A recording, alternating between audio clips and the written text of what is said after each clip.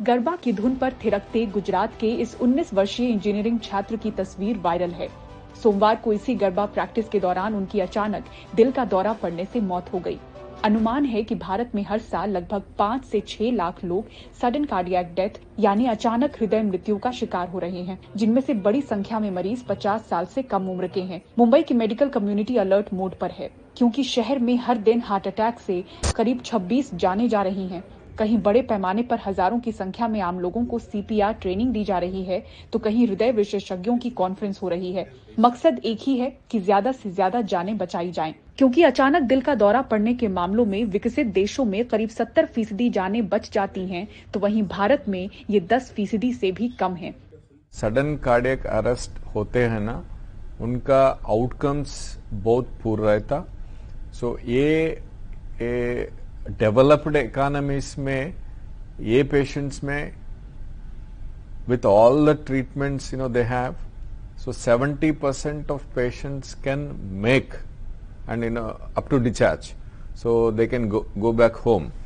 But हमारे country में अभी हालत ये है कि ये सडन कार्डियक अरेस्ट में खाली 10% patient, less than 10% patients are surviving. So what is important for us is every citizen has to get trained with cardiopulmonary resuscitation. इस चिंता को दुनिया में शीर्ष रैंक वाली मेडिकल जर्नल लैंसेट कमीशन द्वारा उजागर किया गया। दुनिया भर से कई एक्सपर्ट शामिल रहे। भारत से एकमात्र हृदय रोग विशेषज्ञ डॉक्टर कुमार नारायणन इसका हिस्सा थे। कहते हैं अचानक बढ़े ऐसे मामलों के पीछे कोविड को भी देखा गया, इसलिए देश भर में ऐसे मामलों की एक कॉमन रजिस्ट्री होनी चाहिए, ताकि इस पर राष्ट्रीय स्तर पर बड़ी स्टडी हो सके। हाँ, कोविड के बीमारी में ब्लड क्लॉटिंग का जो टेंडेंसी होता है वो बढ़ जाता है, और फेफड़े के ऊपर इफेक्ट पड़ने के वजह से भी इनडायरेक्ट तरीके पर हार्ट पर भी असर पड़ सकता है। तो इसको हम कोविड के डायरेक्ट इफेक्ट्स बोलते हैं। तो हमारे देश में फिलहाल ऐसे कोई ऑर्गेनाइज्ड नेशनल लेवल पे रजिस्ट्री नहीं है कि पूरे देश के लेवल पे जहां हम सडन कार्डियक अरेस्ट या सडन कार्डियक डेथ के बारे में सिस्टमैटिकली इंफॉर्मेशन कलेक्ट करें और उसको एक रजिस्ट्री का रूप दें।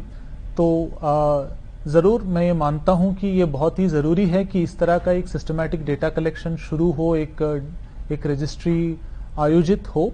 सीपीआर यानी कार्डियोपुल्मोनरी रिससिटेशन जान बचाने की एक इमरजेंसी प्रक्रिया है, जो तब की जाती है जब कोई कार्डियक अरेस्ट से गुजरे, यानी किसी का दिल धड़कना बंद कर दे।